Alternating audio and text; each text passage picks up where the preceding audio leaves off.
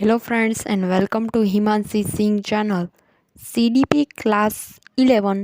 इस क्लास में हम बहुबुद्धि का सिद्धांत यानी कि multiple intelligence of Howard Gardner सीखने वाले हैं। चलिए वीडियो को स्टार्ट करते हैं।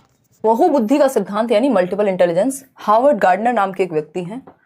इसको आपके पेपर में जो आप सिलेबस पढ़ेंगे तो मल्टी डायमेंशनल इंटेलिजेंस जो इन्होंने कहा हुआ है वो इसी को कहा हुआ है। हालांकि जो मल्टी डायमेंशनल थियोरी है या 3D मॉडल जिसको हम कहते हैं वो जेपी गिलफर्ड ने दिया, बट इसी को मल्टी डायमेंशनल कहते हैं ये लोग आपके एग्जामिनर्स जो हैं, यानी अलग अलग आयामों में बुद्धि हो सकती है। हावर्ड गार्डनर ने इसको दिया है, एक अमेरिकी मनोवैज्ञानिक, और 8 प्रकार की बुद्धि वेरीफाइड बाय एनसीईआरटी। अगर आज भी आप लेटेस्ट एनसीईआरटी पढ़ते हैं 11th या 12th की साइकोलॉजी की, तो आपको पता लगेगा कि 8 ही प्रकार हैं। नहीं तो आपको बहुत किताबों में 9 से लेके 13 तक प्रकार इन्होंने दिए हुए हैं, तो आपको उन पे नहीं जाना है। क्योंकि जब भी आपको पेपर में क्या करना होगा, चैलेंज करना होगा आंसर को, तो आपके पास ऑथेंटिक रिसोर्स एनसीईआरटी ही होगा। तो एनसीईआरटी जो है वो कहता है 8 प्रकार की बुद्धि है। इन्होंने शुरुआत में 1983 की बात है, यहाँ कहीं लिखा नहीं है, मैं लिख देती हूँ। 1983 की बात है जब इन्होंने ये मल्टीपल इंटेलिजेंस बहुबुद्धि का सिद्धांत दिया कि बुद्धि कई प्रकार की हो सकती है। MI जिसको हम कहते हैं, इनकी बुक थी फ्रेम्स ऑफ माइंड नाम की, उसमें इन्होंने ये चर्चा की थी। लेकिन बाद में बढ़कर के 8 हो गए थे और एनसीईआरटी आज तक 8 ही कह रही है। अदरवाइज बहुत सारी जगह आपको एग्जिस्टेंशियल इंटेलिजेंस से लेकर के दुर्गेश और 17 तरह की चीजें मिल जाएंगी। 13 तक पहुंच चुकी है, बट आपको 8 प्रकार याद रखने हैं। Each of these intelligence are स्वतंत्र यानी कि इंडिपेंडेंट होते हैं। ये 8 के 8 प्रकार। अगर ब्रेन के किसी एक हिस्से में चोट लग रही है और दूसरा ठीक से काम कर रहा है, इसका मतलब इंटेलिजेंस जो है वो अलग अलग प्रकार आपके स्वतंत्र हैं। ठीक, intelligence is not a single entity. ये बात बहुत महत्वपूर्ण है क्योंकि इनसे पहले जितने भी लोग आए उन्होंने अलग अलग गाथाएं गाई कि जो बुद्धि है वो एक सिंगल एंटिटी होती है। ऐसा कह रहे थे एल्फ्रेड बिने, वही अब इंपॉर्टेंट नहीं है तो मैं वो थियोरी नहीं करा रही हूं, अदरवाइज हम जनरली करते थे। एल्फ्रेड बिने कहते थे कि भैया बुद्धि क्या एक यूनिटरी थियोरी है, उनकी सिंगल एंटिटी है बुद्धि। एक लॉजिकल एबिलिटी है या एक जनरल एबिलिटी है, अगर होगी तो होगी। अगर आप मैथ्स में इंटेलिजेंट है तो आप साइंस में भी होंगे, आप फारसी में भी होंगे, आप फिलोसफी में भी होंगे, जबकि ऐसा होता नहीं है। तो बुद्धि एक सिंगल एंटिटी नहीं हो सकती, नकार दिया इन्होंने। उनके बाद एक व्यक्ति आए थे 1905 के आसपास, चार्ल्स स्पीयरमैन, जिन्होंने जनरल और स्पेसिफिक इंटेलिजेंस का कॉन्सेप्ट दिया। अब ये पेपर में पूछे नहीं जाते हैं तो इसलिए हम इस पे फोकस नहीं कर रहे हैं। वैसे भी इंटेलिजेंस से मैक्सिमम नंबर 2 ही हैं, तो इतनी ज्यादा थियोरीज पढ़ने का कोई फायदा नहीं है इंटेलिजेंस में। अगर नहीं तो इंटेलिजेंस में बहुत थियोरीज हैं, अगर देखेंगे आप तो। जीएस की अगर हम बात करते हैं यहाँ पे जनरल और स्पेसिफिक, एक होता है जनरल फैक्टर इंटेलिजेंस का यानी सामान्य तत्व, दूसरा होता है स्पेसिफिक यानी विशिष्ट तत्व।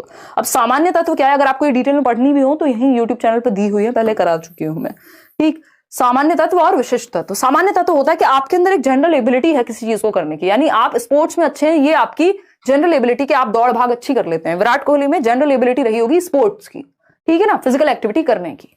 लेकिन स्पेसिफिक इंटेलिजेंस किस चीज को लेकर के है, क्रिकेट को लेकर के, यानी आपके अंदर कोई एक ऐसा तत्व है जो स्पेसिफिकली अच्छा है।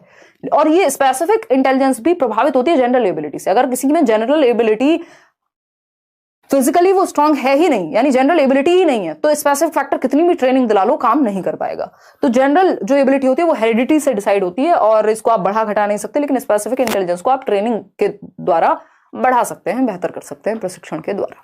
खैर इस पर ज्यादा नहीं जाएंगे। किसने दिया? चार्ल्स स्पीयरमैन ने। तो ये कह रहे थे 2 फैक्टर थियरी दे दी इन्होंने, जी और एस की। 1 फैक्टर दे दी एक तरह से एल्फ्रेड बिने ने। इन्होंने कहा ना तो बुद्धि एक फैक्टर है, ना बुद्धि 2 फैक्टर है, ना कोई ट्रायर्किक थियरी है। ये कह रहे हैं सिंपल सिंगल एंटिटी है। सिंगल एंटिटी है ही नहीं, बुद्धि का कोई एक प्रकार नहीं है, बुद्धि कई प्रकार की हो सकती है और बच्चों को कई प्रकार से सिखाया जा सकता है। सो teacher can teach in multiple ways, यानी अर्थात अधिगम भी कई प्रकार से हो सकता है। जब बुद्धि कोई सिंगल एंटिटी नहीं है, बुद्धि कोई एक चीज नहीं है, तो सिखाना भी कई तरीके से हो सकता है। आप मल्टीपल वेज में बच्चे को पढ़ा सकते हो। इतनी बात बिल्कुल क्लियर है, कोई दिक्कत परेशानी नहीं है। तो ये यहाँ पे एक बात याद रखिएगा, पेपर में जब आपको फंसाएगा तो सिंपल लिखता है कि गार्डनर ये कहते हैं कि बुद्धि क्योंकि कोई एक चीज नहीं है तो आप बच्चे को 8 तरीके से पढ़ाइए, क्योंकि इन्होंने 8 प्रकार दिए हैं बुद्धि के। तो ये बात बिल्कुल गलत है, इसको ध्यान में रखिएगा। 8 ही तरीके नहीं बताए भाई, टीचिंग मेथड तो 800 भी हो सकते हैं, सबका अपना अपना उसमें चेंज आ सकते हैं। तो टीचिंग के जो वेज हैं वो मल्टीपल हों, मल्टीपल इंटेलिजेंस ये कहती है कि जब आपको पता है कि अलग अलग बच्चे में, किसी बच्चे में संगीत को लेकर कोई क्षमता है, किसी बच्चे में गार्डनिंग को लेकर के कोई क्षमता है, किसी में स्पोर्ट्स को लेकर, किसी में मैथ्स को लेकर, किसी में साइंस को लेकर, तो उसको उस तरह से पढ़ाइए जिस तरह से उसको समझ में आए। ये कहता है मल्टीपल इंटेलिजेंस, या ये कहते हैं गार्डनर। अगर इसमें 8 प्रकार में पहले हम फर्स्ट टाइप ही देख लें, लिंग्विस्टिक इंटेलिजेंस, वैसे फर्क नहीं पड़ता, आप इनको आगे पीछे कर सकते हैं। भाषक बुद्धि या भाषाई बुद्धि कहते हैं हम।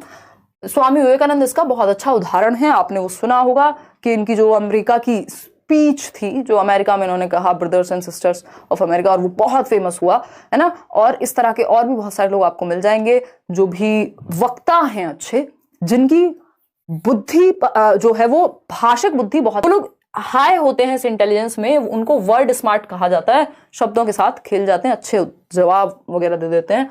Reading, hearing, speaking, writing, debating, यानी वाद विवाद, चर्चा, परिचर्चा, पढ़ने में अच्छे होंगे, सुन के समझने में अच्छे होंगे, कॉम्प्रिहेंशन में, बोलने में अच्छे हो सकते हैं, राइटिंग में अच्छे हो सकते हैं, तो राइटर्स जो हैं वो भी इसमें आ सकते हैं। रविंद्रनाथ टैगोर जैसे जो लोग मूवीज में भी सॉन्ग लिख रहे हैं, तो हम कह सकते हैं कि लिंग्विस्टिक इंटेलिजेंस उनमें अच्छी पाई जाएगी। पोइट्स में भी पाई जा सकती है बिल्कुल। तो पोइट्स, राइटर्स या रविंद्रनाथ टैगोर, स्वामी विवेकानंद, ये सब एग्जाम्पल हैं इसके भाषिक बुद्धि के। फिर आता है लॉजिकल इंटेलिजेंस। ये तो आसान है। लॉजिकल मतलब तर्कपूर्ण बुद्धि। तर्कपूर्ण बुद्धि क्या है? जिसमें तर्क ज्यादा है, जिसमें साइंटिफिक एबिलिटी, मैथमेटिकल एबिलिटी ये ज्यादा है। लॉजिक के विषय अगर हम देखें तो हम साइंस और मैथ्स को तो मानते ही हैं, तो skills in scientific thinking and problem solving, जो समस्या समाधान है और जो वैज्ञानिक चिंतन है, वो अच्छे से कर पाएंगे। डॉक्टर एपीजे अब्दुल कलाम इसका बहुत अच्छा उदाहरण है। एल्बर्ट आइंस्टाइन इसका बहुत अच्छा उदाहरण है। Persons high on this type of intelligence can think logically and critically। जो लोग मैथ साइंस में अच्छे हैं वो भी बहुत, हम कह सकते हैं कि इसी के अंदर आएंगे बहुत हद तक, लॉजिकल मैथमेटिकल में ही। Scientists and Nobel prize winners are like to be strong in this component. यानी जो आपके साइंटिस्ट हैं जिनको नोबेल प्राइज मान लीजिए किसी को किसी भी एक क्षेत्र में मिल रहा है, तो वो प्रॉब्लम सॉल्विंग में बहुत अच्छे होंगे, चाहे वो इकोनॉमिक्स हो, चाहे वो साइंस हो, चाहे वो कोई और विषय हो। ठीक। Albert Einstein, APJ Abdul Kalam एक उदाहरण इसका है। सिंपल, सरल, सुंदर, सस्ता, टिकाऊ आंसर। आगे बढ़ेंगे। क्वेश्चन नहीं है ये, basically third type of intelligence पे। आसान है बट इसमें कंफ्यूजन होती है कई लोगों को। स्पेशल इंटेलिजेंस यानी स्थानिक बुद्धि। स्थानिक बुद्धि क्या कहती है ये बताइएगा। हाँ, रेडियो जॉकी इसके अच्छे एग्जाम्पल्स हैं, बिल्कुल कह सकते हैं हम इसमें, और इसलिए मुझे बनना भी था बचपन में। देखिएगा, अगर हम बात करें स्पेशल इंटेलिजेंस यानी स्थानिक बुद्धि, यानी स्थान को समझने की, गुड विद डायरेक्शंस, दिशाओं को समझने की क्षमता है इनमें, है ना। दिशाओं को समझने की कि भैया इस दिशा में, नॉर्थ में अच्छा ये कर लेते हैं, साउथ में ये कर लेते हैं, ईस्ट में ये कर लेते हैं, वेस्ट में ये कर लेते हैं, है ना। तो दिशाओं को बेहतर तरीके से, मतलब दिशाओं का मतलब सिर्फ यही नहीं कि ये वाली दिशाओं के बेसिस पे ही, मतलब जो भी आसपास का स्पेस है उसमें किस दिशा में क्या सेट हुआ हो। इंटीरियर डेकोरेटर्स आप देखते हैं आज के डेट में, इंटीरियर डेकोरेशन पे लाखों लोग जो है, लाखों रुपये लोग लगाते हैं कि वो व्यक्ति जिसका इंटीरियर डेकोरेटर जिनको कहा जाता है, वो बहुत ही बेहतर तरीके से, जितना आपके पास स्पेस है उसको बहुत बेहतर तरीके से डायरेक्ट कर सकते हैं। क्यों? क्योंकि उनमें स्पेशल इंटेलिजेंस है, स्पेस से संबंधित इंटेलिजेंस, जो जगह है, स्थान है, उससे संबंधित इंटेलिजेंस। इसीलिए स्पेशल बोल रहे हैं क्योंकि स्थानिक बुद्धि स्पेस से जुड़ी हुई बुद्धि। Skills in forming visual images and patterns. दिमाग में पैटर्न बनाने में 1 नंबर बढ़िया होते हैं और विजुअल इमेजेस बनाने में बहुत ही बढ़िया होते हैं। आप इनको एक रूम भी दिखा दीजिए तो भी ये पूरा डिजाइन बता देंगे कि कहाँ पे कौन से कलर के पर्दे लगाने हैं, कहाँ पे कौन सी अलमीरा होनी चाहिए। इसमें भी आपको अगर ये करना है, वो करना है, ये वाले कलर को आप इस तरह से मैनेज कर सकते हैं, ये वाली वॉल में ऐसे कर सकते हैं, है ना। फॉल सीलिंग कहाँ बनानी है, क्या करना है, ये दुनिया भर की जितनी भी विजुअल इमेजेस ये दिमाग में फॉर्म कर लेते हैं। जैसे स्थान देखते हैं ना, ये जैसे स्थान दिखता है, इनको एक प्लॉट दिखा दो आप, है ना, इनको कोई जमीन दिखा दो, एक लैंड दिखा दो, तो इनको अगर कुछ उस पर कंस्ट्रक्ट करना है तो विजुअल इमेजेस तुरंत फॉर्म हो जाएंगी दिमाग में। और पैटर्न्स भी, किस पैटर्न पे कौन सी चीज होनी चाहिए, क्या पैटर्न होना चाहिए, अच्छा फर्स्ट फ्लोर भी ऐसा ही है, सेकंड भी ऐसा ही होगा, थर्ड भी ऐसा ही होगा, ये क्या पैटर्न भी समझ जाते हैं फटाफट से। इसमें सेलर्स यानी नाविक भी आएंगे। भाई अगर आप देख रहे हैं, आप एक नाविक हैं, तो आपको अगर दिशाओं का ज्ञान नहीं होगा तो आप तो भटक जाएंगे, है ना, सी में खो जाएंगे समुद्र में। स्कल्पचर्स यानी मूर्तिकार, जो मूर्ति बना रहे हैं उनको भी दिशाओं का प्रॉपर ज्ञान है। अगर नाक आपकी टेढ़ी बना दी तो आप कुछ और बन जाएंगे। ठीक। पेंटर्स भी इसी में आते हैं, उनको भी दिशाओं का प्रॉपर ज्ञान होता है, हाथ उसका उनका उसी तरह से चलता है। आर्किटेक्ट्स, जो वास्तुकार जिनको हम कहते हैं, जो बिल्डिंग्स के नक्शे बना रहे हैं, है ना, या डिफरेंट डिफरेंट जगह, कई बार तो हम ही आर्किटेक्ट बन जाते हैं अपने केस में। मतलब जो लोग, अब आप गांव वगैरह में जाएंगे तो कौन आर्किटेक्ट से जाकर के नक्शा बनवाएगा, वो खुद ही बना लेते हैं अपने घर में, भैया वॉशरूम इस साइड रख लेंगे, ये यहाँ रख लेंगे, ये यहाँ रख लेंगे। तो एक तरह से स्पेशल इंटेलिजेंस का हम प्रयोग कर रहे हैं। अब है किसकी कितनी अच्छी। अगर हम बात करें सेलर्स की यानी नाविक की, तो स्कल्पचर्स हो गए, पेंटर्स हो गए, आर्किटेक्ट्स हो गए, इंटीरियर डेकोरेटर्स हो गए, कार्टोग्राफर्स हो गए, जो नक्शा बनाने वाले, मानचित्र बनाने वाले लोग हैं, पायलट्स और सर्जन्स भी इसी में आते हैं, ध्यान रखिएगा। एनसीईआरटी आपकी कहती है कि सर्जन्स को भी आप स्पेशल इंटेलिजेंस में डालते हैं, जबकि अगर आप पेपर देखेंगे पुराना उठा करके तो सर्जन्स को काइंस्थेटिक इंटेलिजेंस, बॉडीली काइंस्थेटिक, तो सर्जन में दोनों पाई जाएंगी। मान लो आपकी नस जो है गलती से कट गई ऑपरेशन में, तो वो दिशा भ्रम नहीं होना चाहिए, दूसरा बॉडीली काइंस्थेटिक भी होना है उसके लिए। तो कहां से कौन सी दिशा है, आपके शरीर की पूरी एनाटॉमी वो पढ़ के रखते हैं, ठीक है। तो सर्जन्स में दोनों चीजें पाई जाएंगी। अगर देखा जाए ऑप्शन में दोनों में से कोई एक ही आपको देगा, लेकिन सर्जन्स जो जिस तरफ झुके हुए हैं वो है बॉडीली काइंस्थेटिक। हालांकि एनसीईआरटी आपकी कहती है कि स्पेशल इंटेलिजेंस में ही डालो सर्जन को भी, लेकिन अगर highest level of bodily kinaesthetic देखेंगे तो हम कहेंगे भाई सर्जन हल्का सा भी इधर उधर गया या सर्जन कोई बन गया कबीर सिंह वाला तो मामला खराब। ठीक, अगर हम देखें किसकी, पायलट्स की बात करते हैं, पायलट्स में स्पेशल इंटेलिजेंस ज्यादा पाई जाएगी, क्योंकि मान लीजिए अगर आप बहुत ही हट्टे कट्टे भी हैं, पायलट्स में भी बॉडीली काइंस्थेटिक इंटेलिजेंस होती है, उनको भी प्रॉपर स्विमिंग से लेकर और फिजिकली फिट होना चाहिए, अदरवाइज तो नौकरी पर रह नहीं पाएंगे। लेकिन पायलट्स में मान लीजिए बॉडीली फिट है और दिशा का ज्ञान नहीं है, बॉडीली फिट तो नॉर्मली तो सभी है ना, दिशा का ज्ञान नहीं है, आसमान में उड़ रहे हैं, जाना था कहीं और पहुंच गए कहीं और, ये क्या होगा, हैंडल नहीं कर पाएंगे, कहां लैंड कराना है जहाज, ये क्या होगा। पायलट्स में स्पेशल इंटेलिजेंस की ज्यादा आवश्यकता है, तो पायलट्स किस में आएंगे, स्पेशल इंटेलिजेंस में। हालांकि इन दोनों में बॉडीली काइंस्थेटिक इंटेलिजेंस पाई जाती है, लेकिन एज पर एनसीईआरटी और वैसे भी अगर आप लॉजिक भी लगाएंगे तो ये दोनों में जा सकते हैं, लेकिन एक अगर चूज करना हो तो आप स्पेशल इंटेलिजेंस चूज करेंगे, बाकी डिपेंड करता है ऑप्शन पे। पेपर में दोनों ऑप्शन एक साथ वैसे जनरली नहीं देगा। पायलट और सर्जन की जब बात करेगा तो या तो वो स्पेशल इंटेलिजेंस देगा या बॉडीली काइंस्थेटिक देगा, आपसे पंगे नहीं लेगा। ठीक, आगे बढ़ते हैं। फिर भी सर्जन के केस में आप बॉडीली काइंस्थेटिक के साथ चले जाइएगा, बट पायलट के केस में स्पेशल पे ही टिके रहिएगा। म्यूजिकल इंटेलिजेंस अगर एक चूज ही करना पड़ जाए तो ये आप कर सकते हैं, बाकी तो अक्कड़ बक्कड़ बम्बे वो भगवान का नाम लेकर के फिर आपका एग्जामिनर ही बताएगा उनको क्या मानना है। म्यूजिकल इंटेलिजेंस यानी संगीतीय बुद्धि, ठीक है, ये हमारी टाइपिस्ट जी ने मिस्टेक की हुई है, संगीतीय बुद्धि। तो लता मंगेशकर जी से और बेहतर नाम इसमें हम अभी तो नहीं सोच सकते हैं, वैसे तो दुनिया भर के नाम आप सोच सकते हैं। म्यूजिकल इंटेलिजेंस यानी संगीतीय बुद्धि, sensitivity to musical rhythms and patterns, यानी कि जो म्यूजिकल रिदम्स हैं, जो संगीत की ध्वनियां हैं, पैटर्न्स हैं, रिदम्स हैं, उनको लेकर के बहुत ज्यादा सेंसिटिव, मतलब म्यूजिक में भी एक एक नोट इनको अच्छे से क्लियर समझ में आती है, उस तरह से ये उसी लय में उसी ताल में गा लेते हैं। ये क्या हुआ, बताओ बताओ, इसको हम म्यूजिकल इंटेलिजेंस कहते हैं। ठीक, जो लोग सेंसिटिव होंगे पैटर्न्स के प्रति, रिदम्स के प्रति, it is the capacity to produce, यानी आप म्यूजिक को उत्पाद भी कर पा रहे हैं, संगीत का क्रिएट भी कर पा रहे हैं, अगर जरूरत पड़ रही है कंपोज भी कर पा रहे हैं। AR रहमान इसका बहुत अच्छा उदाहरण हो सकते हैं। जरूरत पड़ रही है कुछ मैनिपुलेट कर पा रहे हैं, परिवर्तन ला पा रहे हैं। अभी लॉकडाउन के टाइम पे एक व्यक्ति बहुत फेमस हुए थे, यशराज मुखाते, तो उन्होंने क्या किया, मैनिपुलेट किया है एक तरह से म्यूजिकल पैटर्न्स को। इसका मतलब ये नहीं कि उनकी म्यूजिकल एबिलिटी सिर्फ मैनिपुलेशन में काम आएगी, बट इन तीनों काम में से कोई भी अगर एक भी करने में सक्षम है या तीनों करने में सक्षम है तो वो म्यूजिकली इंटेलिजेंट कहलाएगा। यानी कैपेसिटी टू प्रोड्यूस, आप म्यूजिक को प्रोड्यूस कर पा रहे हैं, कंपोज कर पा रहे हैं, क्रिएट कर पा रहे हैं, या फिर मैनिपुलेट भी कर पा रहे हैं, थोड़ा बहुत परिवर्तन तो करते ही हैं जितने भी लोग हैं। ठीक, जो भी म्यूजिकली इंटेलिजेंट हैं, वो उन्होंने वो कौन था, रसोई में कौन था, ये वो वाला जो फेमस हुआ था, तो वो म्यूजिकली इंटेलिजेंट माने जाएंगे। और अगर हम बात कर रहे हैं लता मंगेशकर जी, AR रहमान, सोनू निगम, जो भी आपका फेवरेट सिंगर हो, अरिजीत सिंह, अमित त्रिवेदी, जो अब सब अपनी मर्जी से यहाँ पे नाम लगा सकते हैं, अपने एक्स्ट्रा उदाहरण लिख सकते हैं। तो फॉर एग्जाम्पल ये आपको मिल गए हैं, तो इसमें म्यूजिक बनाने से लेकर के गाने तक सब कुछ आ जाएगा। बॉडीली काइंस्थेटिक यानी शारीरिक गति है, बुद्धि कहते हैं हम इसको। बॉडीली काइंस्थेटिक यानी जो बॉडी को मैनिपुलेट करने में, यूज करने में, या तो पूरी बॉडी या पार्ट्स ऑफ द बॉडी, यानी डांस करने में तो एक हाथ से उनको कोई स्टेप करना है, मैं तो कुछ और ही कर दूंगी, मैं बिल्कुल भी, मतलब बॉडीली काइंस्थेटिक तो ठीक है मेरी, बट ये डांस वाले मूव का बिल्कुल भी हम काम नहीं करेंगे। तो ये क्या हो, या तो पूरी बॉडी को यूज कर रहे हैं, दौड़ रहे हैं, स्पोर्ट्स में अच्छे हैं, या फिर होल और पोर्शंस, जिम्नास्ट है कोई, है ना, तो यूजिंग होल और portions of the body flexibly and creatively, यानी कुछ नए ढंग से। आप देख रहे हैं एक बच्चा है, बड़ा खतरनाक सा होता है ये, एक बच्चा है जो एक रस्सी पे चल रहा है, ऊपर एक रस्सी बंधी हुई है और वो उसके ऊपर चल रहा है बस खाली पैरों से। बॉडी में काइनेस्थेटिक इंटेलिजेंस है। अदरवाइज आप चल के देखिए 2 मिनट में नीचे आ जाएंगे और फिर तो राम नाम ही सत्य होता है सिर्फ। देखिएगा, अगर यूजिंग होल और पोर्शंस ऑफ द बॉडी, यानी अपने बॉडी के पोर्शन, यानी वो उस टाइम पे क्या है, पैरों के अंगूठे यूज हो रहे हैं, और फ्लेक्सिबली और क्रिएटिवली कुछ नए ढंग से, चाहे वो आप क्रिकेट में भी यूज कर सकते हैं, डांसर्स में भी ये चीज पाई जाएगी, एथलीट्स में पाई जाएगी, इवन सर्जन्स में भी पाई जाती है, जिम्नास्ट में पाई जाएगी, इवन पायलट्स में भी ये बुद्धि होगी, लेकिन आपको वो दोनों वही कंसिडर करने हैं स्पेशल इंटेलिजेंस में। ठीक है, अगर ऑप्शन हो ही ना तो आप इसमें उनको चूज करें।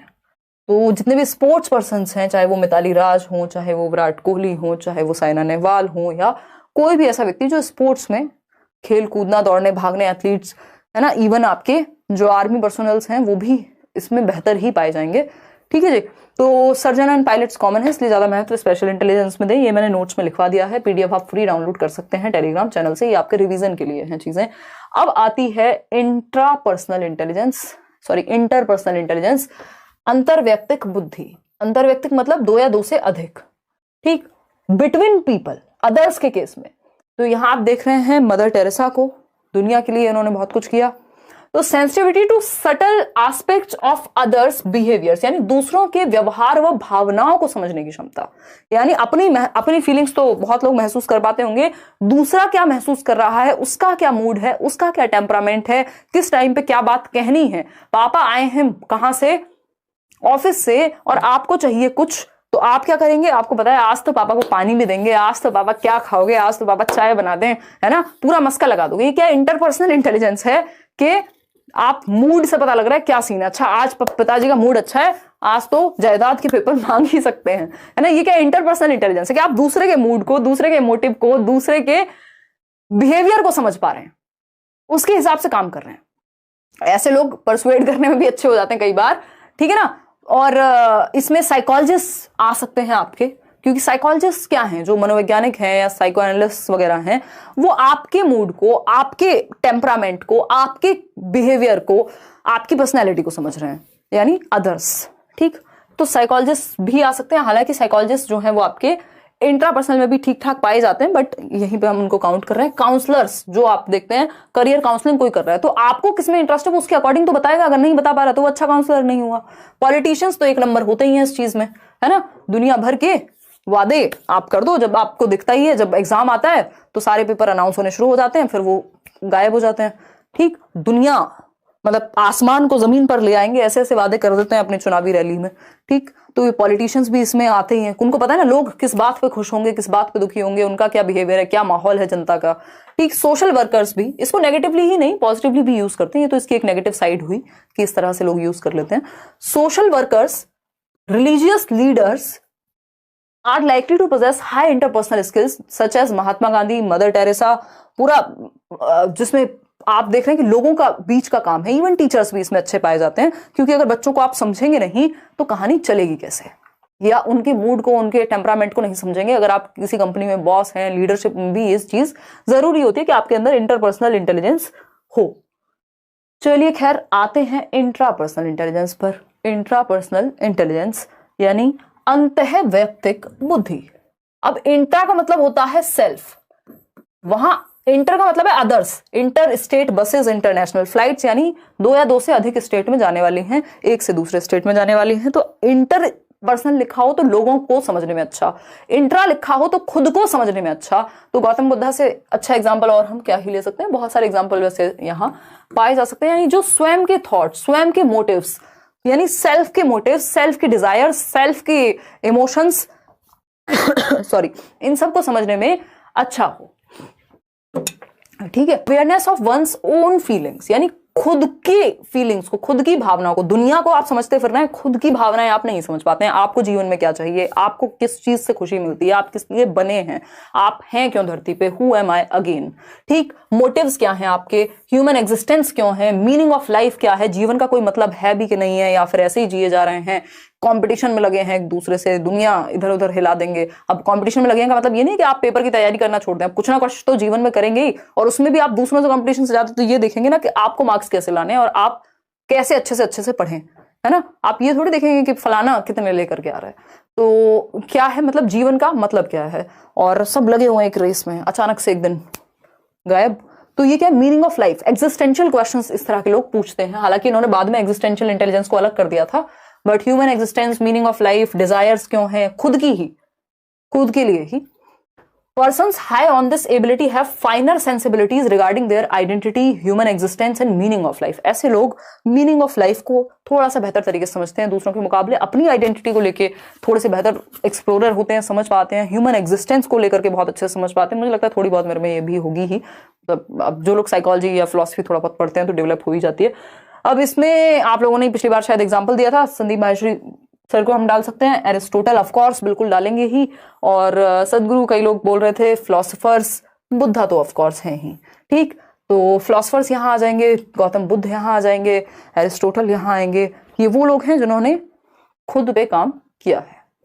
बाकी ऐसे खतरनाक लोगों का नाम यहाँ बिल्कुल नहीं डालेंगे, जिन्होंने काम वाम कुछ नहीं किया, आजकल जेल में बैठे हैं। देखिएगा, आगे बढ़ते हैं,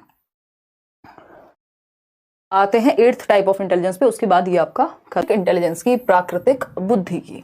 ये क्या कहती है, sensitivity to the features of the natural world, यानी जो प्राकृतिक दुनिया के फीचर्स हैं, विशेषताएं हैं, उनको समझ पाना। पौधों से भी बात कर रहे हैं लोग अपने, अगर किसान है तो उनको पता है कि खेत में पानी कब देना है, कब खाद लगानी है, कब क्या करना है, तो वो नेचर को समझने में। ऐसे लोग नेचर ही नहीं, सिर्फ मतलब नेचर में बहुत सारी चीजें आ जाती हैं, एनिमल्स भी आ जाते हैं। जो लोग डॉग लवर्स हैं मान लीजिए, या फिर नेचर में जितनी भी चीजें हैं, चाहे वो हवा, पेड़, वायु, जो भी है, हंटर्स भी इवन इसमें हो सकते हैं। नेगेटिव लोग भी तो है ना, या कई बार जरूरत पड़ने पे ऐसा होता है। हंटर्स यानी उनको पता है कि किस एनवायरनमेंट में कैसे डील करना है। फार्मर्स हो सकते हैं, टूरिस्ट हो सकते हैं, बॉटनिस्ट, जूलॉजिस्ट, बर्ड वॉचर्स, इन सब में इंटेलिजेंस ज्यादा पाई जाती है, क्योंकि आप प्रकृति को